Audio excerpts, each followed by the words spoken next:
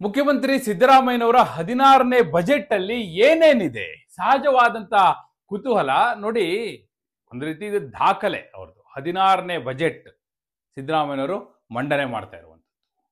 ಬಹುಶಃ ಈ ಹಿಂದೆ ಅವರು 3,71,000 ಕೋಟಿ ರೂಪಾಯಿಯ ಬಜೆಟ್ ಅನ್ನ ಕಳೆದ ವರ್ಷ ಮಂಡನೆ ಮಾಡಿದ್ರು. ಹಾಗಾದ್ರೆ ಈ ವರ್ಷ ಅವರು ಈಗ ಎಷ್ಟು ಲಕ್ಷ ಕೋಟಿ ರೂಪಾಯಿಯ ಬಜೆಟ್ ಅನ್ನ ಮಂಡನೆ ಮಾಡುವವರಿದ್ದಾರೆ? ಹಾಗೂ ಈ ಬಜೆಟ್ನ ಹೈಲೈಟ್ಸ್ ಏನೇನು? ಯಾವ ಕ್ಷೇತ್ರಕ್ಕೆ ಅವರು ಆದ್ಯತೆಯನ್ನು ಕೊಡ್ತಾ ಇದ್ದಾರೆ? ಯಾವ ರೀತಿಯಲ್ಲಿ ಅವರು ಈ ಬಜೆಟ್ನ ಬ್ಯಾಲೆನ್ಸ್ ಮಾಡ್ತಾ ಇದ್ದಾರೆ? ನೀವು ತಿಳಿದುಕೊಳ್ಬೇಕಾದ್ದೇನು ಈ ಬಜೆಟ್ ಅಲ್ಲಿ? ಆ ಎಲ್ಲ ವಿವರಗಳನ್ನ ಕೊಡೋ ಸಲುವಾಗಿ ನಾನು ಬಂದಿದ್ದೇನೆ. ಆತ್ಮೀಯರೇ, ವಾರ್ತೆ ವಿಶೇಷ ಕಾರ್ಯಕ್ರಮಕ್ಕೆ ಸ್ವಾಗತ. ನಾನು ವೀರೇಂದ್ರ ಉಪ್ಪುಂದ. ನೋಡಿ, ಸಿದ್ದರಾಮಯ್ಯನವರು ಬಜೆಟ್ನ ವಿಚಾರದಲ್ಲಿ ತುಂಬಾ ಪರ್ಟಿಕ್ಯುಲರ್. ಆದರೆ ಈ ಗ್ಯಾರಂಟಿ ಅನ್ನೋದಿದೆಯಲ್ಲ, ಬಹುಶಃ ಅವರಿಗೂ ಕೂಡ ಬಜೆಟ್ನ ಬ್ಯಾಲೆನ್ಸ್ ಮಾಡೋದು ಅಷ್ಟು ಸುಲಭ ಅಲ್ಲ ಅನ್ನುವ ಹಾಗೆ ಮಾಡಿದ್ದು ಗ್ಯಾರಂಟಿಯ ಹೊರೆ. 52,000 ಕೋಟಿ ರೂಪಾಯಿನ ಕೇವಲ ಗ್ಯಾರಂಟಿಗೆ ತೆಗೆದಿಡ್ಲೇಬೇಕು. ಅದರಲ್ಲಿ ಅವರು ಆಲೋಚನೆ ಮಾಡ್ಲಿಕ್ಕೆ ಅವಕಾಶವೇ ಇಲ್ಲ, ಅನಿವಾರ್ಯ ಅದು. ಯಾಕಂದ್ರೆ ಘೋಷಣೆ ಮಾಡಿಬಿಟ್ಟಿದ್ದಾರೆ, ಜನರಿಗೆ ಕೊಡ್ಲೇಬೇಕು. 1 ತಿಂಗಳು ಲೇಟ್ ಆಗ್ಬೋದು, ಬಟ್ ಕೊಡಲೇಬೇಕು. ಈಗ 6 ತಿಂಗಳು ಕಳೆದ್ರು ಕೂಡ 6 ತಿಂಗಳದ್ದು ಒಟ್ಟಿಗೆ ಹಾಕಿ ಅಂತಾರೆ. ಹೀಗಿರುವಾಗ ಅದಕ್ಕಂತಲೇ ಅವರ ಅನುದಾನವನ್ನ ಎತ್ತಿಡ್ಲೇಬೇಕು. ಹೀಗಾಗಿ 52,000 ಕೋಟಿ ರೂಪಾಯಿ ನೇರವಾಗಿ ಗ್ಯಾರಂಟಿ ಯೋಜನೆಗಳಿಗೆ ಹೋಗುತ್ತೆ. ಹಾಗಾದ್ರೆ ಸಿದ್ದರಾಮಯ್ಯನವರು ಎಲ್ಲಿಂದ ಹೊಂದಿಸ್ತಾರೆ? ಅವ್ರಿಗೇನಾದ್ರೂ ಮೂಲಗಳು ಹೆಚ್ಚಾಗ್ತಾ ಇದೆಯಾ? ರಾಜಸ್ವ ಕೊರತೆ, ಮೊದಲೇ ಅವರಿಗೆ ರಾಜಸ್ವದ ಕೊರತೆ ಇದೆ. ಮತ್ತೆ ಸಾಲ ಎಷ್ಟೆತ್ಬೋದೋ ಮ್ಯಾಕ್ಸಿಮಮ್ ಎತ್ತಿಬಿಟ್ಟಿದ್ದಾರೆ. ಕಳೆದ ಬಾರಿ ಬಜೆಟ್ ಅಲ್ಲಿ ನಿಮ್ಗೆ ಹೇಳ್ತೀನಿ, 1,05,000 ಕೋಟಿಗೂ ಹೆಚ್ಚು ಅವರು ಸಾಲ ತೆಗೆದುಕೊಂಡಿದ್ದು. That's maximum. ಬಹುಶಃ ಈ ಬಾರಿ ನೋಡಿ, ಇದು ಕೂಡ ಬಹಳ ಇಂಪಾರ್ಟೆಂಟ್. ಈ ಬಾರಿ ಬಜೆಟ್ನ ಗಾತ್ರ ಇದು ಸಾಲಕ್ಕೂ ಕೂಡ ಬಹಳ ಅನ್ವಯ ಆಗುತ್ತೆ. ಯಾಕೆ ಅಂತ ಹೇಳ್ತೀನಿ. ಬಜೆಟ್ನ ಗಾತ್ರ ಹಿಗ್ಗಿಸ್ತಾ ಇದ್ದಾರೆ. ಸರಿಸುಮಾರು 4 ಲಕ್ಷ ಕೋಟಿ ರೂಪಾಯಿಯ ಬಜೆಟ್ ಅನ್ನ ಸಿದ್ದರಾಮಯ್ಯನವರು ಮಂಡನೆ ಮಾಡುವಂತ ಸಾಧ್ಯತೆ ನಿಚ್ಚಳವಾಗಿದೆ ಅನ್ನುವಂತ ಚರ್ಚೆ ನಡೀತಾ ಇತ್ತು. ಅದೇ ಹಾದಿಯಲ್ಲಿ ಸಿದ್ದರಾಮಯ್ಯನವರು ಸಾಗಿದ್ದಾರೆ ಅನ್ನುವಂಥದ್ದು. 4 ಲಕ್ಷ ಕೋಟಿ ರೂಪಾಯಿಯ budget first time in the history of Karnataka. ಯಾವ ಕಾರಣಕ್ಕಾಗಿ 4 ಲಕ್ಷ ಕೋಟಿ ರೂಪಾಯಿಯ ಬಜೆಟ್? ನೋಡಿ, ಸಾಲ ಹೆಚ್ಚಿಗೆ ತಗೋಬೇಕು ಅಂದ್ರೆ ಇವರಿಗೀಗ ಸಾಲ ಅನಿವಾರ್ಯ.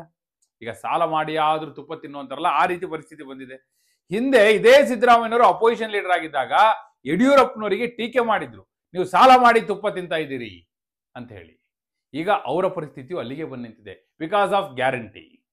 ಈಗ ಅವರು ಹೆಚ್ಚು ಸಾಲವನ್ನ ಪಡಿಬೇಕು ಅಂದ್ರೆ ಆಗ ಬಜೆಟ್ನ ಗಾತ್ರವನ್ನ ಹಿಗ್ಗಿಸ್ಬೇಕು. ಯಾವಾಗ ಬಜೆಟ್ನ ಗಾತ್ರ ಹಿಗ್ಗುತ್ತೋ ಅದಕ್ಕೆ ಸರಿಸಮನಾಗಿ ಸಾಲವನ್ನ ಇವರು ಎತ್ತಬಹುದು. ಹೀಗಾಗಿ 4 ಲಕ್ಷ ಕೋಟಿ ರೂಪಾಯಿಯ ಬಜೆಟ್ ಮಂಡನೆ ಮಾಡುವ ಮೂಲಕ ಸಾಲದ ಪ್ರಮಾಣವನ್ನು ಹಿಗ್ಗಿಸಿಕೊಳ್ತಾ ಇದ್ದಾರೆ ಸಿದ್ದರಾಮಯ್ಯನವರು. ಸಾಲ ಹೆಚ್ಚು ತೆಗೆದುಕೊಂಡ್ರೆ ಅವ್ರಿಗೆ ಸಾಧ್ಯ ಈಗ. ಯಾಕಂದ್ರೆ ಅನುದಾನದ ಕೊರತೆ, ರಾಜಸ್ವದ ಕೊರತೆ. ಅವರ ಪರಿಸ್ಥಿತಿ ಹೇಗಿದೆ ಅಂದ್ರೆ ಅಭಿವೃದ್ಧಿ ಯೋಜನೆಗಳಿಗೂ ಹೆಚ್ಚು ಹಣ ಇಡ್ಲಿಕ್ಕೆ ಆಗ್ತಾ ಇಲ್ಲ. ಕಳೆದ ವಾರ ಇಡ್ಲಿಕ್ಕೆ ಆಗಿಲ್ಲ ಅವರು. ಯಾಕಂದ್ರೆ ಕಲ್ಯಾಣ ಕಾರ್ಯಕ್ರಮಗಳಿಗೆ ಹೆಚ್ಚು ಈಗ ಅವರು ಅನಿವಾರ್ಯವಾಗಿ ಕೊಡ್ಬೇಕಾಗಿದೆಯಲ್ಲ. ಏನ್ ಮಾಡ್ತಾರೆ? ಬೇರೆ ದಾರಿಯೇ ಇಲ್ಲದಂತ ಪರಿಸ್ಥಿತಿ.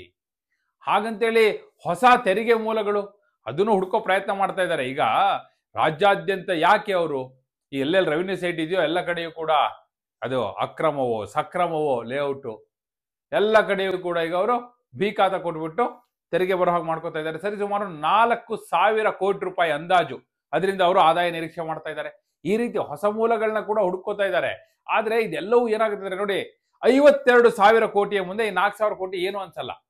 ಒಂದು ಗಾದೆ ಮಾತಿದೆಯಲ್ಲ, ಬಕಾಸುರನ ಹೊಟ್ಟೆಗೆ ಅರೆಕಾಸಿನ ಮಜ್ಜಿಗೆ ಅಂತೇಳಿ, ಆ ಪರಿಸ್ಥಿತಿಗೆ ಬಂದು ನಿಲ್ತಾ ಇದೆ. ಇವ್ರು ಏನೆಲ್ಲ ಪ್ರಯತ್ನ ಮಾಡ್ಬೋದು, ಎಲ್ಲ ಪ್ರಯತ್ನವನ್ನ ಮಾಡಿದ್ರು ಕೂಡ ಕಡೆಗೆ ನೋಡಿ ಶಾಸಕರನ್ನ ಕೂಡ ಅವ್ರು ಖುಷಿಯಾಗಿಡ್ಬೇಕಾದಂತ ಅನಿವಾರ್ಯತೆ ಇದೆ. ಈಗ ಶಾಸಕರ ಸಂಬಳ ಹೆಚ್ಚಿಗೆ ಮಾಡ್ಲಿಕ್ಕೆ ಹೊರಟಿರೋದು ಅದೇ ಕಾರಣಕ್ಕಾಗಿ. ಆಲ್ಮೋಸ್ಟ್ 50% ಜಾಸ್ತಿ ಮಾಡ್ತೀವಿ ಅಂತ ಹೇಳಿರೋದು ಅದೇ ಹಿನ್ನೆಲೆಯಲ್ಲಿ. ಹಾಗಾದ್ರೂ ಶಾಸಕರನ್ನ ಖುಷಿಯಾಗಿಡೋಣ ಅನ್ನುವಂತ ಪ್ರಯತ್ನ. ಅದರ ಜೊತೆಗೆ ಶಾಸಕರಿಗೆ ಬರೀ ಸಂಬಳ, ಅವ್ರ ಸಂಬಳ ನಂಬ್ಕೊಂಡೇ ಇಲ್ಲ ಅವರು. ಅವ್ರಿಗೆ ನೀವು ಅನುದಾನ ಕೊಟ್ಬಿಟ್ರೆ ಅವ್ರಿಗೆ ಏನ್ ಬರ್ಬೇಕೋ ಬರುತ್ತೆ ಅದರಲ್ಲಿ ಪರ್ಸೆಂಟೇಜ್ ಲೆಕ್ಕದಲ್ಲಿ. ಹೀಗಾಗಿ ಅವ್ರೇನ್ ಲೆಕ್ಕ ಹಾಕ್ತಾರೆ, ಎಷ್ಟು 1,000 ಕೋಟಿ ನಾನು ನನ್ನ ಕ್ಷೇತ್ರಕ್ಕೆ ತೆಗೆದುಕೊಂಡು ಹೋಗ್ಲಿಕ್ಕೆ ಆಗುತ್ತೆ ಅದನ್ನ ಯೋಚನೆ ಮಾಡ್ತಾರೆ. ಇವ್ರು 10 ಕೋಟಿ ರೂಪಾಯಿ ಕೊಟ್ಟರೆ ಅವ್ರಿಗೆ ಅದು ಕಣ್ಣಿಗೆ ಬೀಳಲ್ಲ, ಅವ್ರಿಗೆ ಬೇಕಾಗೇ ಇಲ್ಲ ಅದು. ಸೊ ಬಜೆಟ್ ಅಲ್ಲಿ ಎಷ್ಟು ಅನೌನ್ಸ್ ಮಾಡ್ತಾರೆ ಅದನ್ನ ನೋಡ್ತಾರೆ. ಈ ಬಾರಿ ಸಿದ್ದರಾಮಯ್ಯನವರು ಬಜೆಟ್ ಅಲ್ಲಿ ನೋಡಿ, ಕಳೆದ ಬಾರಿ ಲೋಕಸಭಾ ಚುನಾವಣೆ ಇತ್ತು.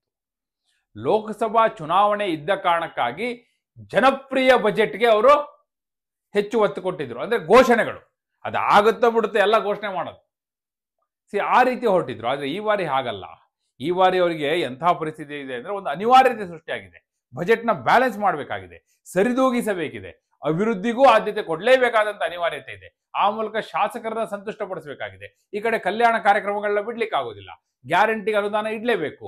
ಈ ಪರಿಸ್ಥಿತಿಯಲ್ಲಿ ಸಿದ್ದರಾಮಯ್ಯನವರು ಒಂದು ಬ್ಯಾಲೆನ್ಸಿಂಗ್ ಬಜೆಟ್, ಈ ಹಗ್ಗದ ಮೇಲಿನ ನಡಿಗೆ ಅಂತಾರಲ್ಲ, ಆ ಪರಿಸ್ಥಿತಿಗೆ ಬಂದಿದ್ದಾರೆ. ಅದೇ ಕಾರಣಕ್ಕಾಗಿ ಸಾಲದ ಅನಿವಾರ್ಯತೆ, ಅದೇ ಕಾರಣಕ್ಕಾಗಿ ಕೇಂದ್ರಕ್ಕೆ ಅವರು ಹೆಚ್ಚು ಮೊರೆ ಹೋಗ್ತಿರೋದೇ ಆ ಕಾರಣಕ್ಕಾಗಿ. ಕೇಂದ್ರದಿಂದ ಎಷ್ಟು ಅನುದಾನ ಬರುತ್ತೋ ಅಷ್ಟು ಅಡ್ವಾಂಟೇಜ್ ಇವರಿಗೆ. ಅದೇ ಕಾರಣಕ್ಕಾಗಿ ಹೊಸ ತೆರಿಗೆ ಮೂಲಗಳನ್ನ ಹುಡುಕ್ತಾ ಇರುವಂಥದ್ದು. ಈ ಎಲ್ಲ ಪ್ರಯತ್ನಗಳ ಮೂಲ ಉದ್ದೇಶ ಹೇಗಾದ್ರೂ ಅವರು ಖಜಾನೆಯನ್ನು ತುಂಬಿಸ್ಕೊಳ್ಬೇಕಾಗಿದೆ. ಖಜಾನೆ ಖಾಲಿ ಇಟ್ಕೊಂಡು ಏನು ಘೋಷಣೆ ಮಾಡಿದ್ರೆ ಏನು ಪ್ರಯೋಜನ? ಹೀಗಾಗಿ ಈ ಬಾರಿ ಬಹುತೇಕ ಅವರು ಜನಪ್ರಿಯ ಘೋಷಣೆಗಳಿಗಿಂತ ಹೆಚ್ಚಾಗಿ ಈಗಾಗಲೇ ಇರುವಂತ ಯೋಜನೆಗಳನ್ನೇ ಪೂರ್ಣಗೊಳಿಸುವಂಥದ್ದು, ಅದಕ್ಕೆ ಕೊಡಬೇಕಾದಂಥ ಅನುದಾನವನ್ನು ಕೊಟ್ಟು ಅದನ್ನು ಪೂರ್ಣಗೊಳಿಸಲಿಕ್ಕೆ ಅವರು ಒತ್ತನ್ನು ಕೊಡಬೇಕು. ಅದರ ಜೊತೆಗೆ ಬಹಳ ಮುಖ್ಯವಾಗಿ ಸಿದ್ದರಾಮಯ್ಯನವರು ಗಮನಿಸಲೇಬೇಕಾದಂಥದ್ದು, ನೋಡಿ ಕಳೆದ 1 ವರ್ಷದಿಂದ ನೀವು ಬೆಂಗಳೂರು ರೋಡಲ್ಲಿ ನೋಡಿದ್ರೆ ಏನು ಹೇಳ್ತೀರಿ, ಅನಿವಾರ್ಯ ಪರಿಸ್ಥಿತಿ ಇದೆ, ಅಭಿವೃದ್ಧಿಗೆ ಅವರು ಆದ್ಯತೆಯನ್ನು ಕೊಡಲೇಬೇಕಾಗಿದೆ. ಅದಕ್ಕೆ ಈ ಬಾರಿ ಒತ್ತನ್ನು ಕೊಡಲೇಬೇಕು. ಇದನ್ನ ಗಮನಿಸದೆ ಹೋದ್ರೆ ಬಹುಶಃ ಈಗ ಚರ್ಚೆಯಲ್ಲಿದೆ, ಈಗ ಜಿಲ್ಲಾ ಪಂಚಾಯತ್ ತಾಲೂಕ್ ಪಂಚಾಯತ್ ಚುನಾವಣೆ ಬರುತ್ತೆ ಅಂತ ಇದೆ, ಸ್ಥಳೀಯ ಸಂಸ್ಥೆಗಳ ಚುನಾವಣೆ. ಬೆಂಗಳೂರಲ್ಲಿ BBMP ಎಲೆಕ್ಷನ್ ಬರುತ್ತೆ ಅಂತ ಇದೆ. ಯಾಕಂದ್ರೆ 5 ವರ್ಷ ಆಯ್ತು ಎಲೆಕ್ಷನ್ ಆಗದೆ BBMP. ಯಾವಾಗಲೂ ಇಷ್ಟು ಗ್ಯಾಪ್ ಕೊಟ್ಟೇ ಇರಲಿಲ್ಲ. ಸೊ ಅನಿವಾರ್ಯ ಪರಿಸ್ಥಿತಿ ಮಾಡಲೇಬೇಕಾಗುತ್ತೆ. ಸೊ ಆ ಚುನಾವಣೆಯ ದೃಷ್ಟಿಯಿಂದ ಆದ್ರೂ ಇವರು ಅಭಿವೃದ್ಧಿಗೆ ಒತ್ತು ಕೊಡಲೇಬೇಕಲ್ಲ. ಇಲ್ಲಿ ಬೆಂಗಳೂರಲ್ಲಿ ಜನ ಇವ್ರು ಗ್ಯಾರಂಟಿ ಕೊಟ್ಟಿದ್ದಾರೆ ಅಲ್ಲಿ ಎಷ್ಟು ಜನ ಬಂದು ಓಟ್ ಹಾಕ್ತಾರೆ? ಸೊ ಆ ದೃಷ್ಟಿಯಿಂದ ನೋಡ್ಬೇಕಾಗುತ್ತೆ. ಅದೇ ಕಾರಣಕ್ಕಾಗಿ ಸಿದ್ದರಾಮಯ್ಯನವರು ಈ ಬಾರಿ ಒಂದು ಬ್ಯಾಲೆನ್ಸಿಂಗ್ ಟ್ಯಾಕ್ಟಿಕ್ಗೆ ಕೈ ಹಾಕಿದ್ದಾರೆ. ಅದೇ ಕಾರಣಕ್ಕಾಗಿ ಬಜೆಟ್ನ ಗಾತ್ರ ಹೆಚ್ಚಿಸಿರುವಂಥದ್ದು, ಅದೇ ಕಾರಣಕ್ಕಾಗಿ ಸಾಲದ ಪ್ರಮಾಣ ಹೆಚ್ಚಿಸಿಕೊಂಡಿರುವಂಥದ್ದು, ಅದೇ ಕಾರಣಕ್ಕಾಗಿ ಹೊಸ ಆದಾಯ ಮೂಲಗಳನ್ನ ಹುಡುಕೊಂಡಿರುವಂಥದ್ದು, ಅದೇ ಕಾರಣಕ್ಕಾಗಿ ಸಿದ್ದರಾಮಯ್ಯನವರು ಬಹುಶಃ ತಮ್ಮ ದಾಖಲೆಯ ಬಜೆಟ್ನಲ್ಲಿ ಯಾವಾಗಲೂ ಕೂಡ ನೋಡಿ ವಿತ್ತೀಯ ಕೊರತೆಯನ್ನು ಅವರು 3% ಒಳಗೆ ತರಬೇಕು ಅನ್ನುವಂಥ ಪ್ರಯತ್ನಕ್ಕೆ ಕೈ ಹಾಕಿರುವಂಥದ್ದು. ಯಾಕಂದ್ರೆ ಇಲ್ಲಿಯವರೆಗೂ ಕೂಡ ಅವರು ಯಾವಾಗಲೂ ಕೂಡ ಅದಕ್ಕೆ ಒತ್ತು ಕೊಡ್ತಾ ಬಂದಿದ್ದಾರೆ.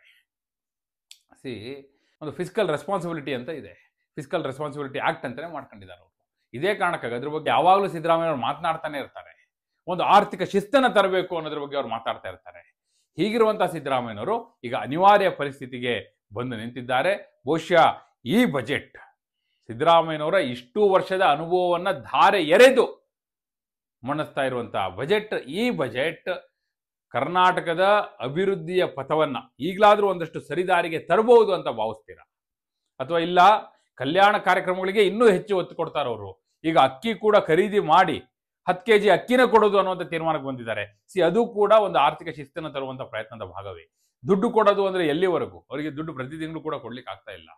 ಸೊ ಹೀಗಾಗಿ ಕೇಂದ್ರದಿಂದ ಕಡಿಮೆ ರೇಟಿಗೆ ಅಕ್ಕಿ ತಗೊಂಡು ಕೊಡುವಂಥ ಪ್ರಯತ್ನಕ್ಕೂ ಕೂಡ ಕೈ ಹಾಕುವಂಥ ಹಿನ್ನೆಲೆಯಲ್ಲಿ ಈಗ 10 kg ಅಕ್ಕಿ ಅವರು ಎಲೆಕ್ಷನ್ ಟೈಮಲ್ಲೇ ಅನೌನ್ಸ್ ಮಾಡಿದ್ದು. ಒಂದ್ ಕಡೆ ಎಲ್ಲ 10 kg ಅಕ್ಕಿ ಕೊಡ್ತೀವಿ ಅಂದಿದ್ದು. ಅಂದ್ರೆ ನಾವೊಂದು ಉದಾಹರಣೆ ಕೊಟ್ಟೆ ಯಾವ ರೀತಿ. ಮತ್ತೆ ಅದ್ರ ಜೊತೆ ನೋಡಿ ಮತ್ತೊಂದು ಐಡಿಯಾ ಮಾಡಿದ್ದಾರೆ. ಏನು, ಯಾರ್ಯಾರು ಉಳ್ಳವರಿದ್ದೀರೋ ಅವರಿಗೂ ಕೂಡ ಎಲ್ಲ ಈ ಗ್ಯಾರಂಟಿ ಯೋಜನೆ ಸಿಗ್ತಾ ಇದೆ.